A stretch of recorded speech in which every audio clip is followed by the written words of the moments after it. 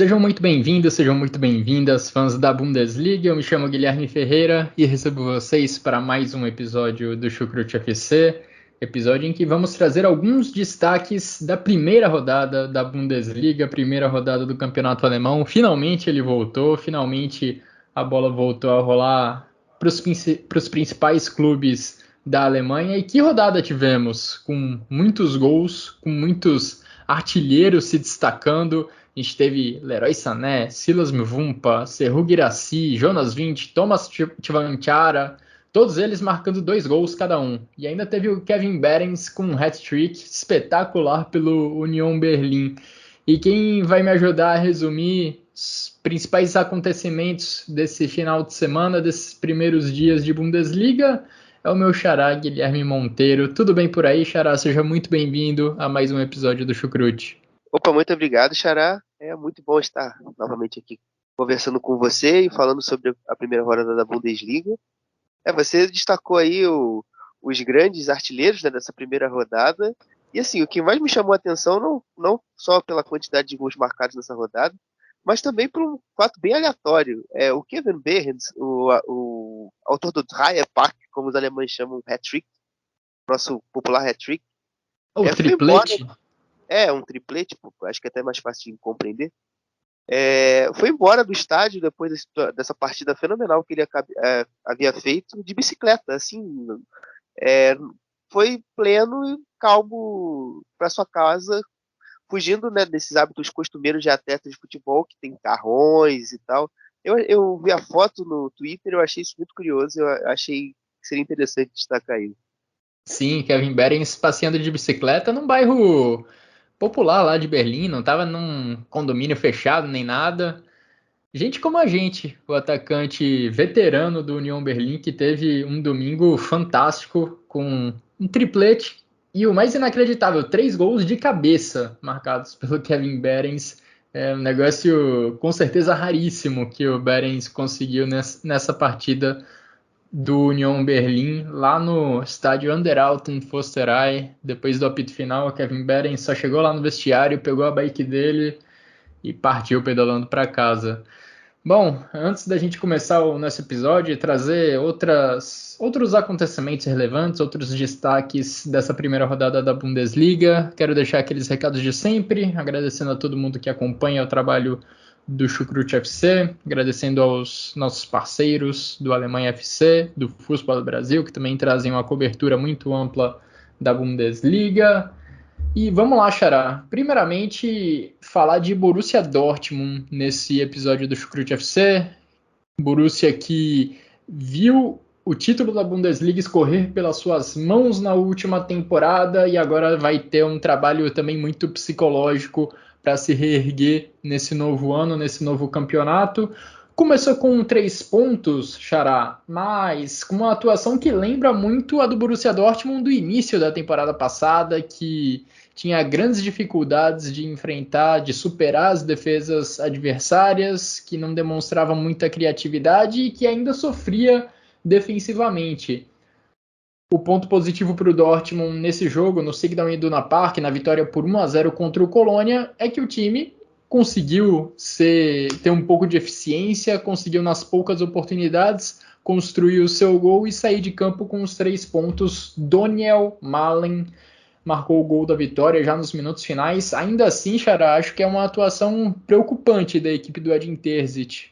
Com certeza, né? Eu acompanhei o jogo, estava vendo completamente agoniado.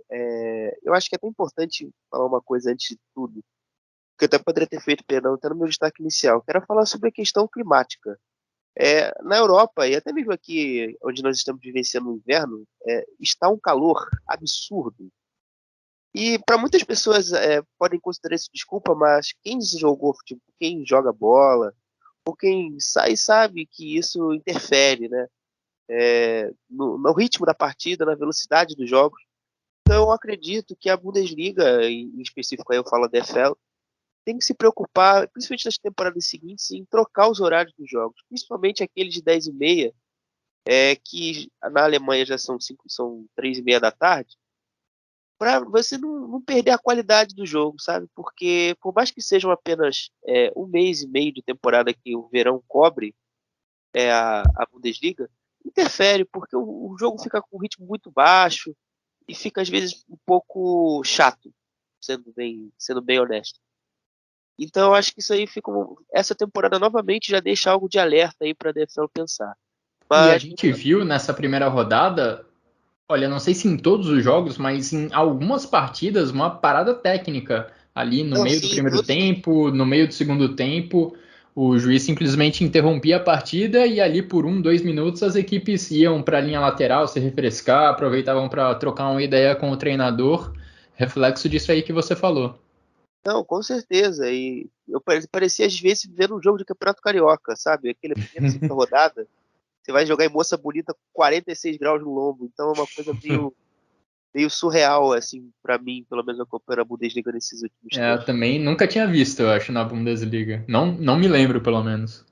Então, mas, enfim, agora tratando do tema do jogo em si, cara, assim, foi um Dortmund assustador, porque a primeira impressão a gente sabia que em algum momento o fator Jude Bellingham e Rafael Guerreiro, não dá para negar, iria se fazer presente, mas eu não esperava algo tão cedo. A gente viu o Dortmund completamente travado, né, tentando manter boa parte das coisas que fez na última temporada, né, usando o Kahn como primeiro volante de saída de bola, usando o Sabitzer no primeiro momento como se aquele cara fazendo a função do Bellingham, atuando por trás da primeira pressão de marcação, mas faltando ainda de dar ter aquele dinamismo no meio campo, de quebrar a pressão, de fazer os pontas e os alas, os laterais jogarem, integrar o Marco Reus e o Sam Haller no jogo.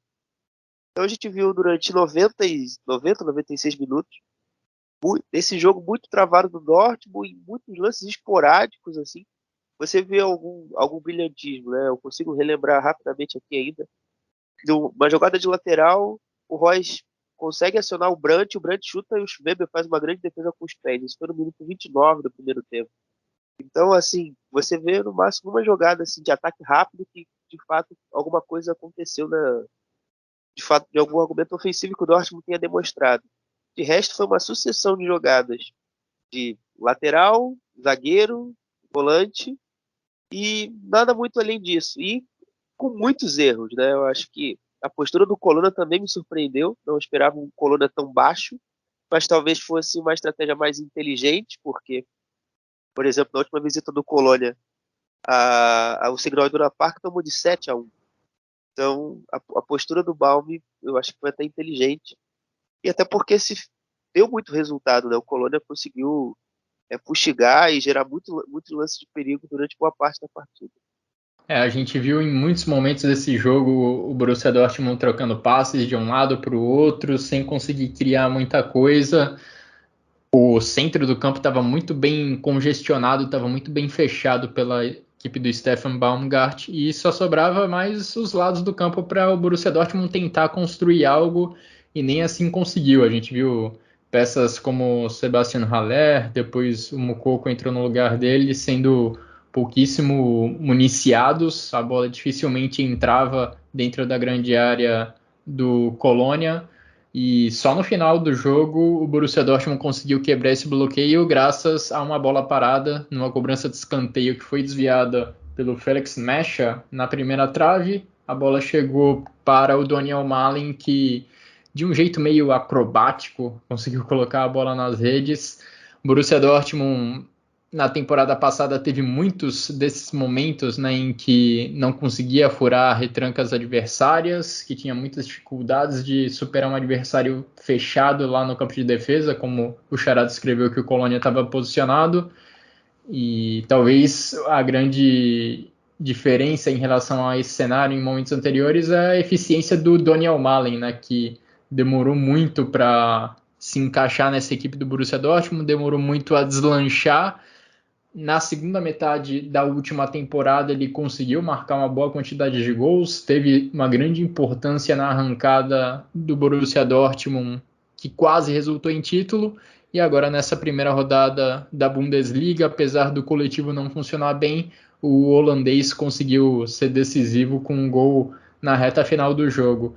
E acho que preocupa um pouco também, Xará, o torcedor do Borussia Dortmund, o fato de não ter muitas novidades no grupo para esse ano. Você perdeu o Bellingham e o Guerreiro, como você mencionou. Teve contratação do Mecha, teve a contratação do Sabitzer, mas não vejo esses nomes como jogadores que podem elevar o nível da equipe e que possam solucionar de imediato esses problemas. A falta de contratações é algo realmente que me preocupa, ainda mais porque, por exemplo, o Dortmund tinha pegado agora de alvo como o Bela Coutinho para ser mais uma opção na zaga. E aí você já vê hoje as notícias e o Bayer também está aí tá atrás. Então você vê uma certa letargia e um certo conformismo de direção esportiva, o que não faltou na temporada passada, muito pelo contrário, teve muita ação, de tocar nos pontos sensíveis do plantel, resolver esses problemas. Esse ano eu acho que está tudo muito acomodado demais, tendo muita confiança no trabalho do Terzic, que obviamente não é nenhum erro, mas eu acho que ainda falta muita coisa para fazer essa equipe poder dar condições ao Terzic para manter o rendimento alto como a gente teve na segunda metade da temporada passada. Por mais que o Imetia tenha chegado por grande quantia de dinheiro, não é o mesmo atleta que o Jude, nem o próprio Sabitzer. Os dois juntos não dão um Jude. É até difícil falar isso, mas é a grande verdade. E na lateral esquerda, o Benzema é um jogador extremamente oposto ao Guerreiro. O Guerreiro é um lateral constrói por fora, constrói por dentro e ajuda por fora. O Benzema é um lateral muito de ataque à profundidade, ou seja, muito de chegar até o fundo e vez por outra ajuda na bola parada. E obviamente traz um pouco mais de estatura defensiva, um pouco mais de intensidade, mas ele peca um pouco na qualidade individual e isso deu para se perceber já nesse final de semana. Você vê muitas saídas de bola quando a bola caía pela esquerda, muitos erros de passe, o Colônia acelerava e já conseguia ter a opção da transição. Isso preocupa bastante. Eu acho que a única coisa positiva, defensivamente, o que o mercado fraco que o Dortmund ainda faz, que talvez não se mexa até o dia 1º de setembro, é o Mats Hummels, que com 34 anos está carregando a defesa nas costas, por exemplo. O que ele fez de cortes assim foi uma coisa absurda. Foi o Hummels no auge. Então acho que tudo bem, o mercado não vai ser muito mais ativo do que eu acho que ali do Bela Coutinho, mas acho que até as grandes competições europeias voltar, eu acho que ainda dá para ir levando, mas a gente sabe que em algum momento essa falta de ação vai se pagar caro. A produção ofensiva do Borussia Dortmund não foi muito boa, os números ajudam a traduzir isso. Se a gente pegar todos os times da Bundesliga nessa rodada, o Dortmund foi o 9º em número de finalizações, com 13, e o 8º ali na estatística de gols esperados, de expected goals, com 1,8. Até teve uma expectativa de fazer quase 2 gols nessa partida, acabou fazendo 1 com o Daniel Malin ali na reta final do jogo. De qualquer forma, 3 pontos somados para o Borussia Dortmund, mas a liderança, o posto principal da tabela do campeonato alemão, está nas mãos do Stuttgart, que goleou, na verdade, o Bochum nessa rodada. Só que o torcedor do Stuttgart tem duas maneiras de olhar, né, esses últimos dias. Pode olhar o copo meio cheio, por conta, claro, da goleada e por terminar a rodada como líder, graças ao saldo de gols, mas também pode olhar a rodada com o copo meio vazio, por causa das perdas de Endo e de Mavropanos em questão de dias. 2 pilares do clube se despedindo, 2 jogadores que chegaram juntos ao Stuttgart lá no meio de 2020 e que também vão deixar a equipe juntos. O Endo já anunciado e que já estreou no Liverpool, e o Mavropanos negociado com a equipe do West Ham, os 2 jogadores negociados com a Premier League, indicando mais uma vez como a Premier League tem se sobressaído em relação à Bundesliga financeiramente. Cada uma dessas negociações trouxe 20 milhões de euros para os cofres do Stuttgart, mas não dá para esperar muitos reforços, até porque no comunicado que confirma a saída do Mavropanos, O próprio diretor esportivo do Stuttgart, o Fabian Wohlgemuth, confirma que a venda foi feita também para aliviar as finanças do clube.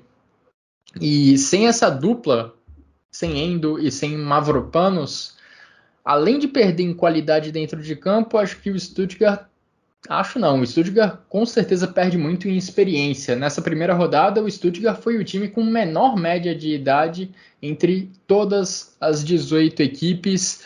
Xará, talvez eu esteja sendo um pouquinho pessimista para um time que goleou por 5-0 na primeira rodada e que nesse momento ocupa a liderança da Bundesliga, mas vejo o Stuttgart com algumas dificuldades para se virar ao longo do campeonato sem esses dois pilares da sua equipe. Assim, eu acho que até um torcedor mais esperançoso, né, mais otimista do Stuttgart não esperava um resultado tão alto, né? Até mesmo para mim, que acompanhei boa parte da pré-temporada do Bochum, achei algo bem gordo, mas no fundo acho que até poderia ter acontecido de qualquer forma, porque o Bochum realmente veio num momento bem ruim. Mas o assunto é o Stuttgart. Por lá, eu acredito que a temporada pode ser sim positiva.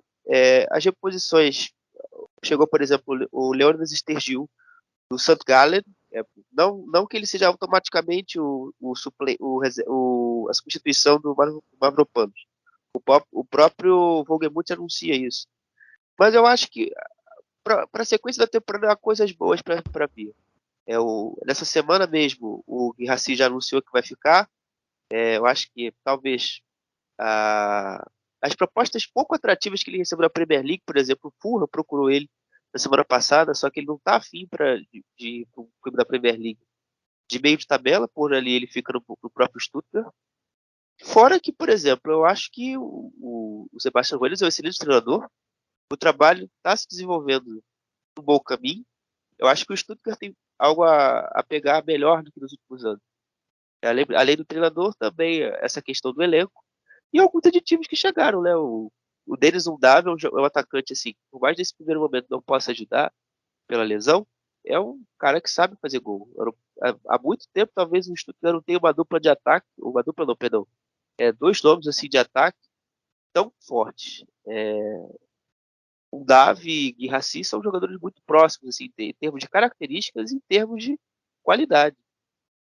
O Davi chegou na Alemanha já há algum tempo, ele se destacou bastante no MEP, tanto que o fez ser vendido para a Bélgica, e na Bélgica fez temporadas assim, muito boas, e que também o fez ser vendido para o Brighton, só que na Inglaterra ele não deslanchou.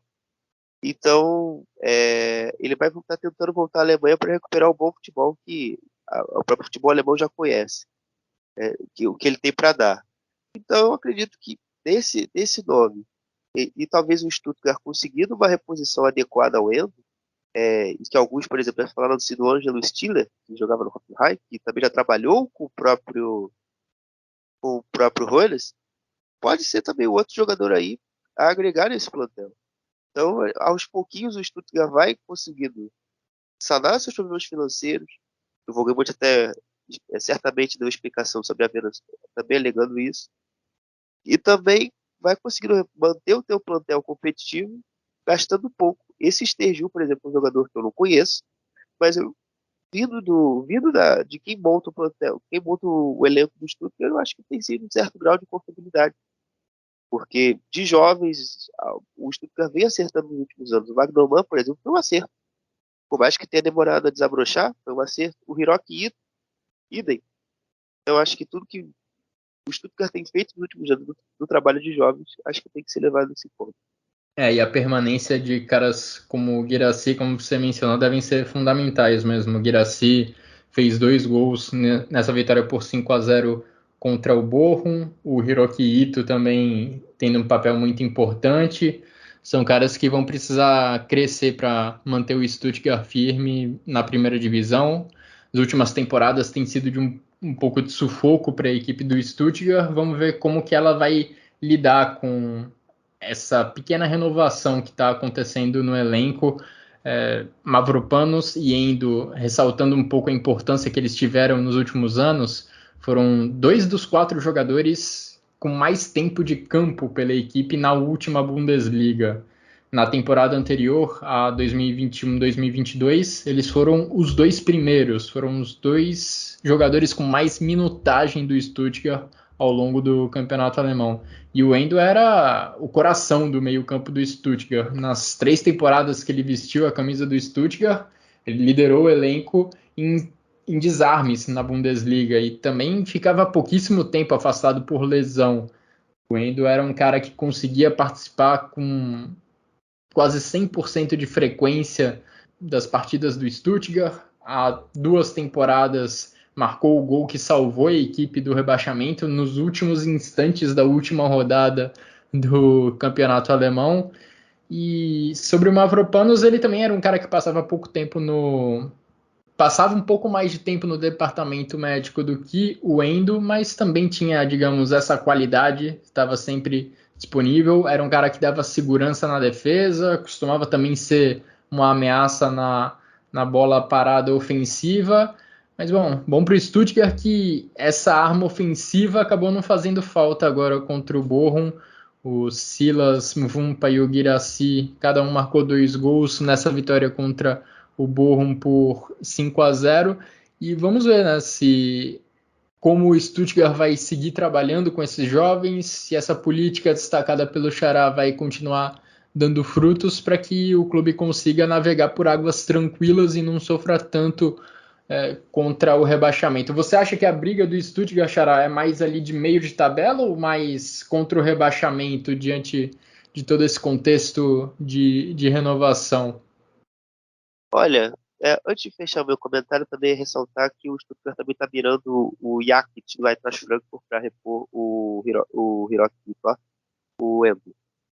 Eu acredito que o Stuttgart vai brigar ali pelas posições 10, 11, 12, ou seja, o vulgo meio de tabela.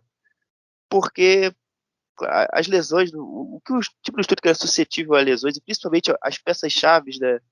O Mavropanos, obviamente, já não está mais, mas o Sousa é um lateral muito bom de bola, mas muito vulnerável a lesões. O Silas, a mesma coisa. Então, eu acho que esses atletas, às vezes, podem pesar um pouco a balança do Stuttgart um pouco para baixo. E também porque a limitação financeira do Stuttgart não dá condições de talvez trazer um cara da mesma prateleira a curto prazo. Então, por isso o meu pensamento também meio de tabela. Agora a gente pode virar a página nesse episódio do Chucrute FC para trazer outro time que venceu, mas assim como o Borussia Dortmund, Xará, não convenceu muito. O Eintracht Frankfurt estreou nessa Bundesliga recebendo o Darmstadt, que subiu da segunda divisão, estava fazendo sua reestreia na elite do campeonato alemão. Venceu por 1-0 com gol do Kolo Muani, um jogador que pode nem estar no Eintracht Frankfurt daqui a alguns dias. Janela de transferências vai ser fechada no dia 31 desse mês, no dia 31 de agosto. Existem especulações indicando que o Kolo Muani pode sair. E aí o Eintracht Frankfurt perderia uma grande arma, perderia muito em poder de fogo. E poder de fogo foi algo que nesse jogo contra o Darmstadt já não teve muito presente, não é mesmo? Sim, Xará, eu achei que foi uma atuação assim dos times que eu vi, acho que junto do Dortmund, foi uma coisa muito fraca, né, no geral. Eu achei que o Top Miller, ele optou no primeiro momento manter boas bases, né, do time da temporada passada com o Oliver Glasner, mantendo aquela estrutura de saída de três, né, usando muitos zagueiros, vez por outra usando mais às vezes alternando essa questão do lateral ou do volante, tá pisando mais na última linha, caindo mais para ajudar na saída de bola, né, momentos alternava horas o Felipe Max, hora o Dinen Bimbe ficava, descia mais para perto dos zagueiros, liberava o volante para jogar um pouco mais alto, hora o contrário, baixava mais o volante, jogava o lateral um pouco mais alto no campo, e usava muito, obviamente, esses meias internos, né, o Mario Götze e o Lindstrom. E o Mario Götze, para mim, acho que foi o melhor jogador da equipe junto do Kolo Muani. Se o Kolo Muani fez o gol, tem um pouco de Mario Götze aí. O Colo tem a inteligência de arrastar o Zimmermann e o Götze da categoria e da qualidade de lançar o Felipe Max no espaço e realizar o cruzamento. Perdão, o Lindstrom para depois o Lindstrom acionar o Max no espaço e sair o cruzamento pro gol. Então, isso foi a única parte assim que eu achei legal, interessante do jogo do Frankfurt como um todo. Esse posicionamento muito inteligente do Mario Götze entre entre as linhas defensivas do Darmstadt. Por exemplo, o Darmstadt jogava com uma linha de 5, com três na primeira pressão e 2 no meio campo. No lado onde caía Mario Götze, estava defendendo um meia chamado Matthias Ronzak. Só que nesse momento que ele saltava a pressão, havia um espaço muito grande entre ele e as costas, ou seja, o primeiro zagueiro. Então, nisso, o Mario Götze conseguia ter muito espaço, conseguia jogar. E se tivesse um pouquinho mais de Dinembimbe e também do Colo conseguindo sair um pouquinho mais, ou até mesmo ter um pouquinho mais de suporte do Chicre, algumas jogadas a mais poderiam ter ocorrido. Mas o Frankfurt jogou numa rotação muito baixa e isso foi pouco perceptível na sequência do jogo. Também só para coitadinho, o Darmstadt não vai ter muito destaque, provavelmente, no decorrer dos programas aqui. Eu acho que eu tenho que elogiar-se a valentia do Darmstadt, que no segundo tempo corrigiu esse posicionamento que eu cito no comentário, mantém essa estrutura de pressão com 5-2-3, jogando numa altura mais média, às vezes alta, de pressão, jogando mais lá em cima, marcando mais alto, marcando mais na zona de defesa do Franco, mas não dava tanta liberdade para o Mario Götze e conseguia, com as bolas paradas ali, gerar alguma coisa. Né? A questão geral do Darmstadt é que parece que o Carsten Wellman, que é quem planeja o elenco, acordou que vai jogar a Bundesliga na semana que vai estrear. Então, isso pesa muita coisa, porque o teu 9 é o Luca Pfeiffer que estreou no banco. O teu meia, que pode ajudar, começou no banco, que é o Bartol Frandit, que veio do Wolfsburg. O Luca Pfeiffer veio do Stuttgart. E o teu melhor jogador tecnicamente estava no banco, que é o Stoudikovic. Então, é complicado. Acho que o Bochum tratava permanecer as últimas temporadas na Bundesliga como um milagre. Eu nem sei descrever o feito de grandeza que será o Darmstadt ficar na primeira divisão esse ano. Porque tecnicamente a equipe é muito, muito limitada. Talvez só o Paderborn de 2019 não tenha visto inicialmente como uma equipe tão fraca tecnicamente. O Então, Bochum até tem conseguido esses milagres, né? Temporada após temporada, apesar das próprias pessoas dentro do Bochum, enfim, considerarem muito improvável a permanência do clube na elite nas últimas temporadas, o Bochum tem conseguido esse feito. Vamos ver o que o Darmstadt consegue, mas os sinais desse jogo contra o Eintracht Frankfurt foram até positivos. Colocou bola na trave, ofereceu resistência aos donos da casa. Poderia até tranquilamente ter saído com um resultado de empate lá de Frankfurt. Eu falei do Borussia Dortmund ser improdutivo ofensivamente, né, nessa primeira rodada. O Eintracht Frankfurt não ficou muito longe disso. Aliás, ficou até distante, mas pelo lado negativo. Só 3 times nessa primeira rodada da Bundesliga finalizaram menos que o Eintracht Frankfurt. O Mainz, o Werder Bremen e o Bochum. O Eintracht Frankfurt finalizou só 9 vezes, uma delas na finalização para o gol do Colomouani, que, repito, é a peça central do ataque do Eintracht Frankfurt, foi um dos melhores jogadores da última temporada da Bundesliga, se não o melhor, e pode estar de saída do clube. Acho que é inegável, né, Xará? Perder o Colomouani seria perder uma parcela gigantesca do poder ofensivo dessa equipe. com certeza, e trazendo para a seara que eu gosto, que é o dentro do campo, eu acho que mesmo com o Engancan, né, que jogou depois que o Colo saiu, eu acho que são jogadores completamente diferentes.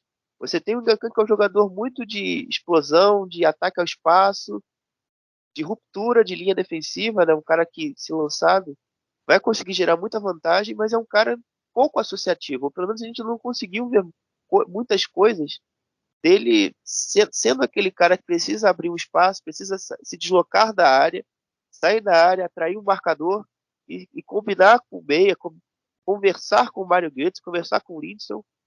A gente viu um pouco dele disso no Hertha Berlim. Então eu acho que é um problema sério, até porque o Borré não tá nos planos do Pep Guardiola. O Alário, idem. Então sobra ali um pouquinho é, do Haug, que voltou de empréstimo, e mais ninguém. Então o Frankfurt realmente precisa, caso perca o Colo, e vai ter que realmente gastar bastante dinheiro para conseguir uma alternativa que faça sentido. E até um pouco tempo atrás estava se falando do Varri, né? Mas isso realmente fica no campo da especulação, então deixa também os negócios se concretizarem para a gente começar a discutir depois o fato bruto. A notícia boa é que, pelo menos se o Colomoni sair, deve entrar um dinheiro gigantesco na conta do Eintracht Frankfurt, porque certamente não vai ser barato aquilo que o PSG, que parece ser o principal interessado no Colomoni, vai pagar. Enfim, O Axel Hellmann, né, o diretor de finanças, né, do Frankfurt, e até pouco tempo era também da DFL, disse que é um momento de luxo, né? Você ter um Colomboani para você estar à disposição de vender. É um momento de luxo porque o Frankfurt contratou ele por 0 euros e pode vender na casa de 100 milhões. É absurdo. 100 milhões é o que alguns jornalistas, né, especializados no mercado de transferências dizem que o Eintracht Frankfurt quer.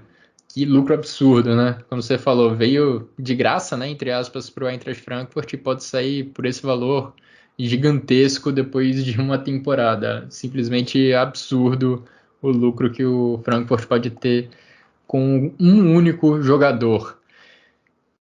Damos um destaque justo para o Darmstadt, né, que fez sua reestreia na Bundesliga, que conseguiu acesso na última temporada da segunda divisão. O Heidenheim fez sua estreia na história do campeonato alemão. E também tivemos estreias de jogadores no campeonato alemão nesse final de semana.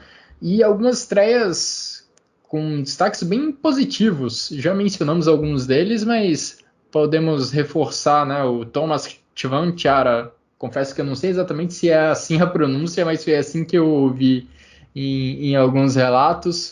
Eu também. É Tivantiara mesmo. Pois é, atacante do Borussia Mönchengladbach, que marcou 2 gols nessa primeira rodada, sendo o segundo deles ali nos instantes finais para dar um empate aos potros. Tivemos, claro, Harry Kane pelo Bayern de Munique com gol e assistência.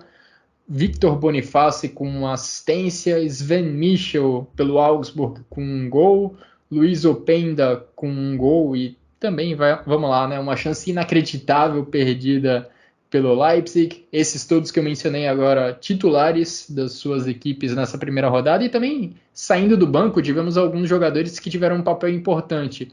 Philipp Titz pelo Augsburg com uma assistência, assim como o Jonas Hoffmann, uma assistência pelo Bayer Leverkusen.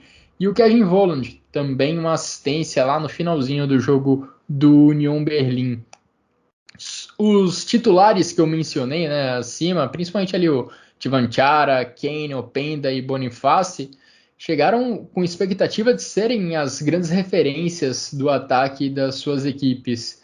Esses 4 centroavantes estreantes e titulares acabam também refletindo bem a postura das equipes, dos seus clubes no mercado de transferências. O Kane com 30 anos de idade mais avançada, e ali, se olharmos para Tivanchara, Openda e Boniface, tem no máximo 23. São apostas, mas com um grande potencial de crescimento, potencial que acho que já ficou evidente, já deram alguns sinais desse potencial nesse primeiro final de semana de Bundesliga, Xará. Teve algum deles que te chamou mais atenção nessas estreias, entre esses estreantes que já começaram participando diretamente de gol pelos seus clubes? Assim, eu acho que pessoalmente, pelo fator inédito, né, inesperado, eu vou citar 3 logo. O Boniface, o Tivanchara e o Sven Mitchell. Esse eu acho que é até um pouco comum. Mas vamos por ordem. Boniface me impressionou muito pela característica.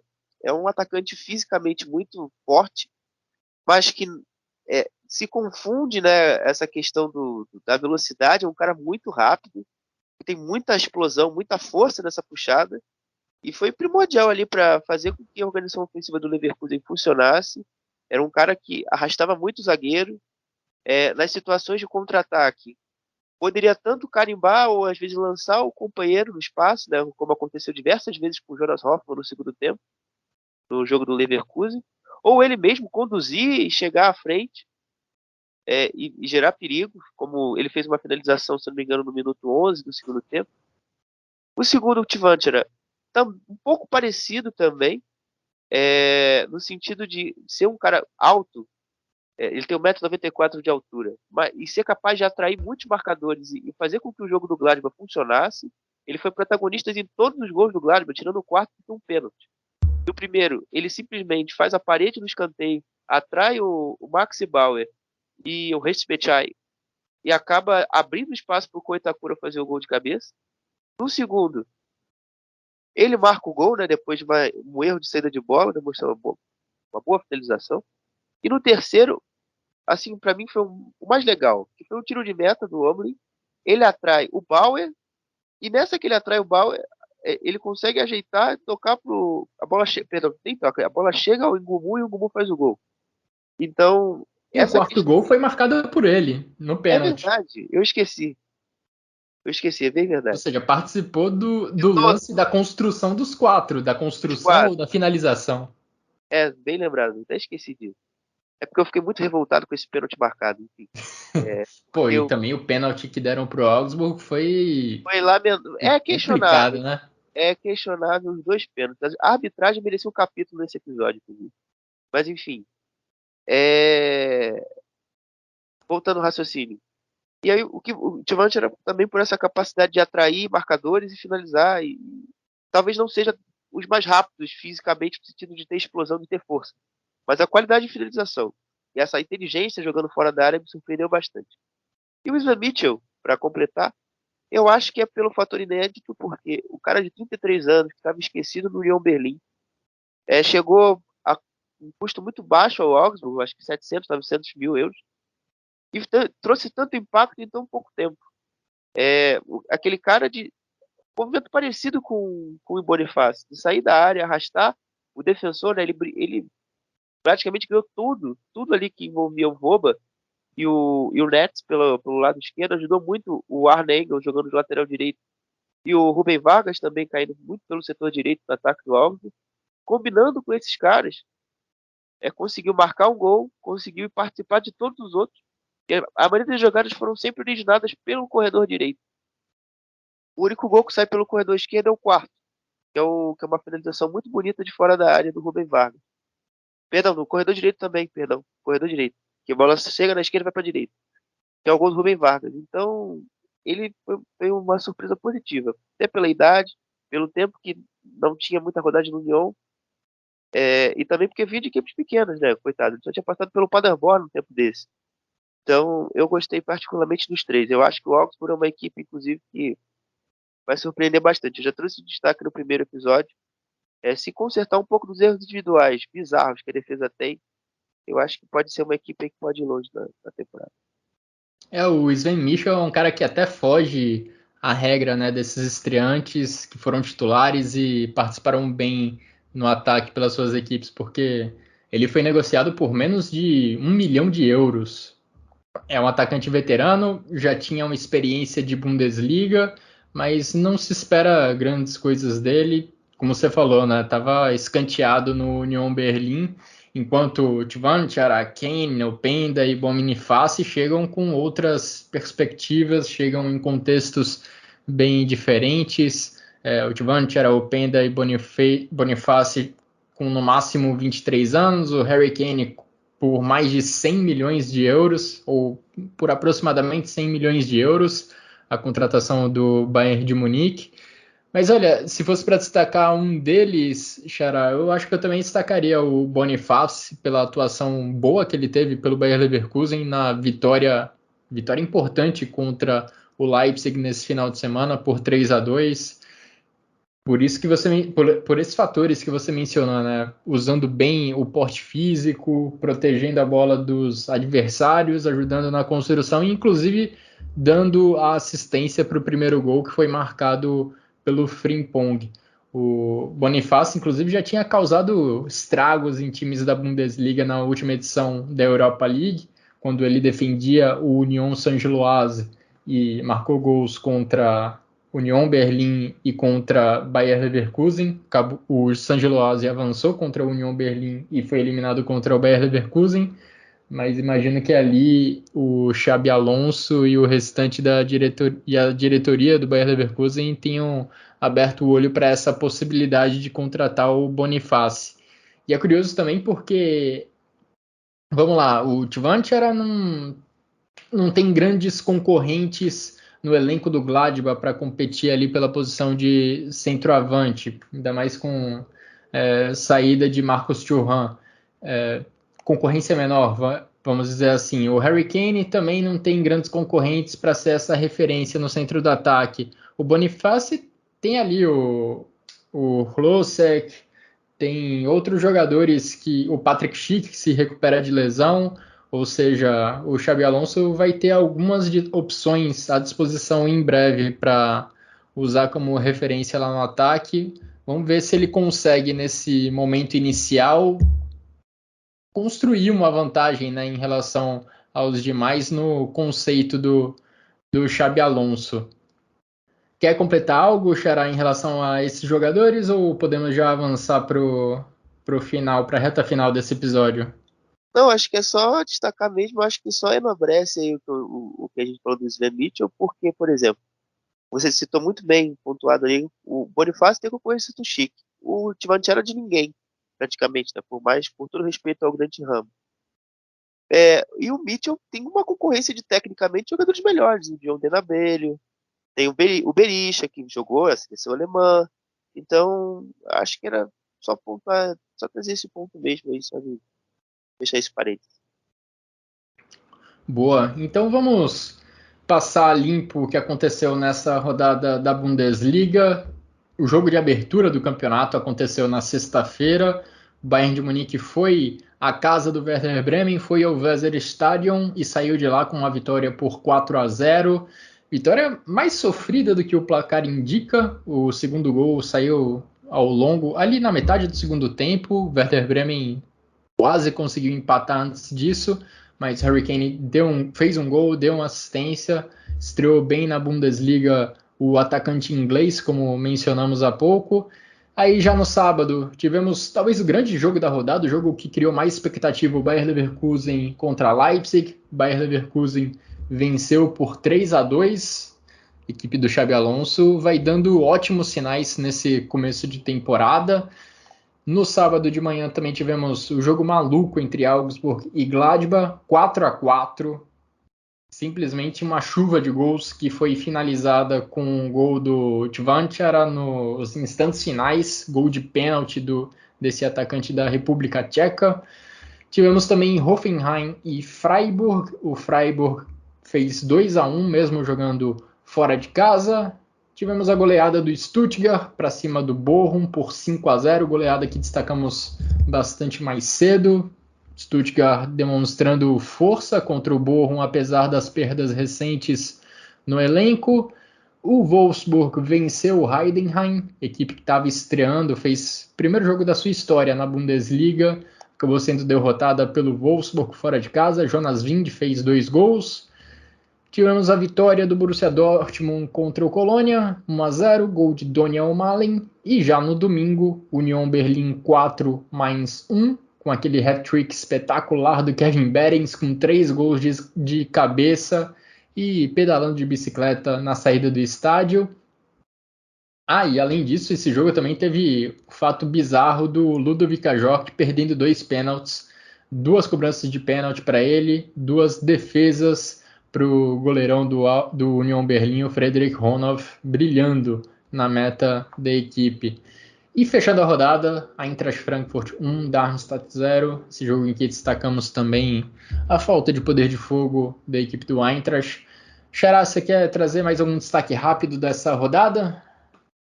Eu acho que não dá para deixar de falar de 2 jogos, de 3 jogos, mas eu vou tentar resumir isso em 5 minutos.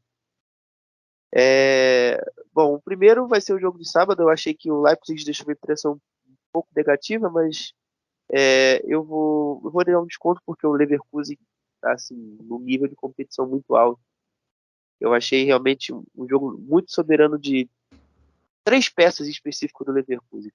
O Sunu, que foi perfeito para fazer com que o Leverkusen tivesse completamente sufoco na fase ofensiva, recuperou muito a bola em campo ofensivo e, por exemplo, no primeiro e no terceiro gol ele tem participação vital, porque ele recupera e inicia a jogada dos gols.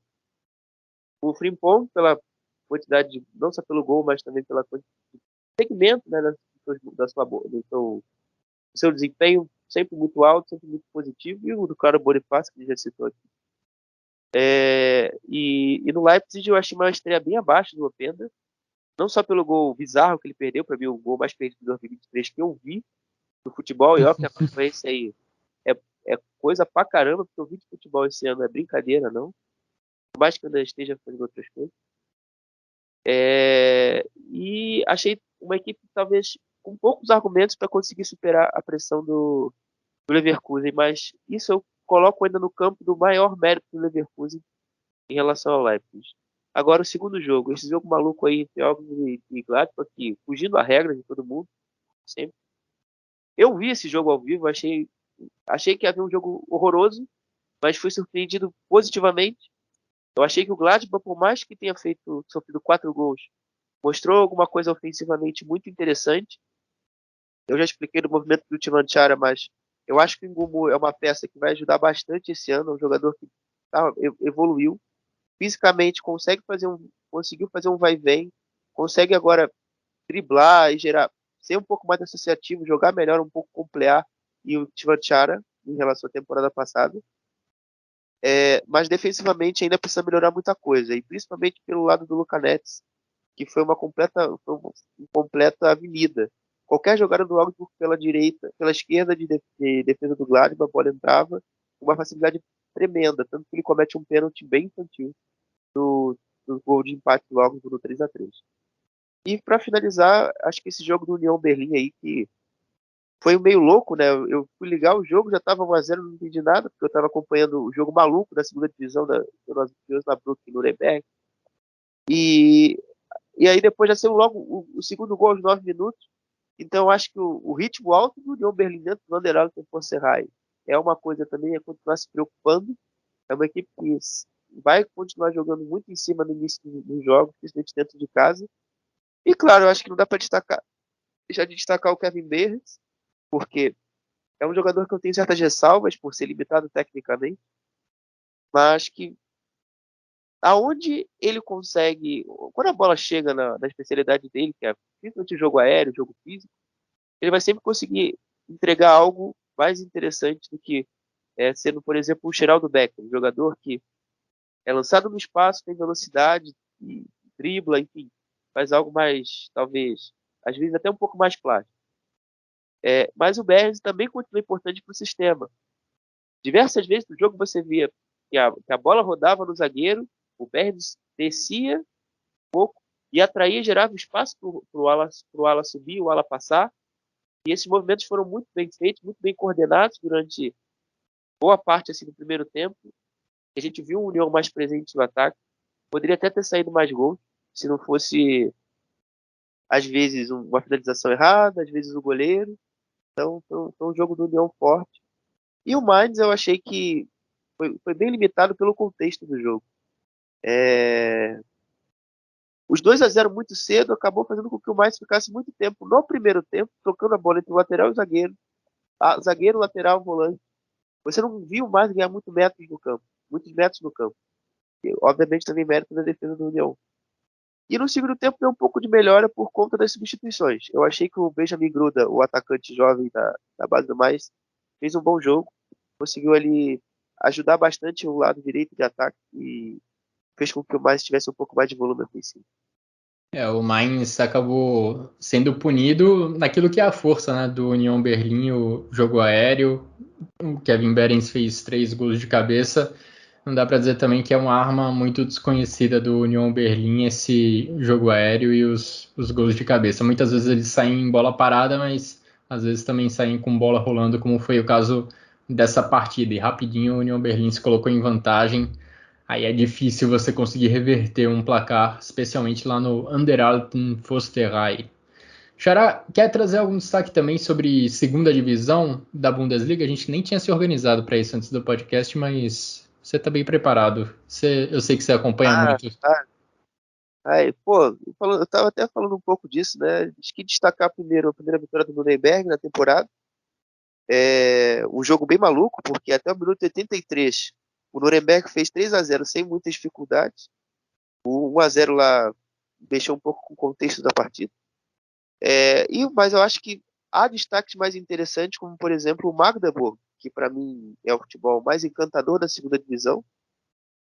Já havia demonstrado isso na temporada passada, mas tecnicamente era uma equipe mais frágil do que a desse ano. Eu acho que o Magdeburg tem tudo para ser a surpresa da temporada, tem tudo para lutar pelo acesso e talvez seja quem fure aí a bolha entre Schalke e Hamburgo. Esse pode ser um grande time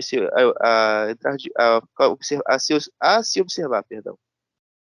E lá embaixo, também destacar a primeira vitória do Kaiserslautern na temporada. O Kaiserslautern que começou a temporada muito bem jogando muito bem, perdão. Mas acho que os resultados não vinham vindo e teve um clássico decidido assim bem no finalzinho do jogo contra o Elversberg. Ganhou no Betzenberg, então acho que é um ponto também a se observar. E vamos dizer também que o VfB Wiesbaden tem feito uma boa campanha, surpreendentemente, né, para um time recém-promovido. Na terceira divisão, você está com 7 pontos, está na terceira colocação da temporada. E com um elenco bem reduzido, até mais limitado tecnicamente, é uma grande surpresa. E a grande decepção, sem dúvida nenhuma, é o Hertha Berlim. O time que não ganhou, um time que não marcou gols ainda, é bem verdade também. Então, o Hertha Berlim está se afundando na sua crise, está tentando agora também trazer alguns jogadores, está vivendo desde o início do verão a novela Diego Demme, que nunca acaba. Napoli pede uma transferência de 1,5 milhão, o Hertha Berlim não quer pagar. O Demme aceita reduzir seu salário para jogar no Hertha Berlim. Ele ganha 3 milhões de euros. Lá no Napoli para ganhar 1,5 milhão de euros no Hertha. Ele já aceitou isso, porém se discute muito ainda com os valores entre o Napoli e o Hertha. E agora também tem muitos jogadores saindo, né? Por exemplo, Marco Richter foi para o Mainz, foi anunciado hoje. O Zerda também saiu, foi para o Hellas Verona. Então, o Hertha Berlim está tentando ainda caminhar, mas o planejamento foi muito prejudicado pela questão da licença. O Hertha Berlim ficou até o dia 18 de junho, ou seja, perdeu praticamente um mês, desde que tinha sido rebaixado em 20 de maio, para conseguir a licença para jogar a segunda divisão desse ano. Então a temporada já começou muito atribulada, o Hertha Berlim está correndo contra o tempo, e eu temo, por exemplo, Paul Dardai seja a solução correta para tirar o Hertha Berlim desse sufoco que ele acabou se metendo já há algum tempo. E agora sim, para a gente fechar essa edição do Chucrute, Xará, vamos com os destaques individuais da rodada e com o gol mais bonito da rodada. Eu posso começar aqui dando logo meu voto para o Anthony Cassi do Mainz. Apesar do Mainz ter sido goleado pelo Union Berlim, para mim veio do Anthony Cassi o gol mais bonito da rodada. O golaço que ele pegou de primeira para fazer o único gol do Mainz na partida. E 3 destaques individuais. Eu vou de Kevin Behrens, impossível não ir com ele nessa rodada. Vou colocar, já que eu dei esse destaque também para ele entre os estreantes, o Victor Boniface, e também dar um voto para Leroy Sané do Bayern de Munique, que marcou 2 gols, um dos vários jogadores que marcou 2 gols nessa rodada, o Leroy Sané, 2 contra o Werder Bremen na abertura do campeonato. Quais são os seus votos, Xará? Eu voto em Boniface, Kevin Behrens e vou ficar com o Timanchara. Vai ser os meus 3 aí. E o meu gol da rodada, cara, que decisão difícil. Eu vou ficar com o gol do Rubem Vargas do Augsburg, o 4º gol. Ele acertou um belo chute de longa distância. E depois de uma boa jogada ali que o Augsburg tramou na entrada da área. Maravilha, Xará. Assim então a gente fecha essa edição do Chucrute FC. Passamos pelos principais acontecimentos da segunda rodada da Bundesliga. Espero que vocês tenham gostado. Muito obrigado a quem nos acompanhou até aqui. Muito obrigado a você também, Xará, por abrilhantar essa edição do Chucrute FC. Um grande abraço a todos e até a próxima.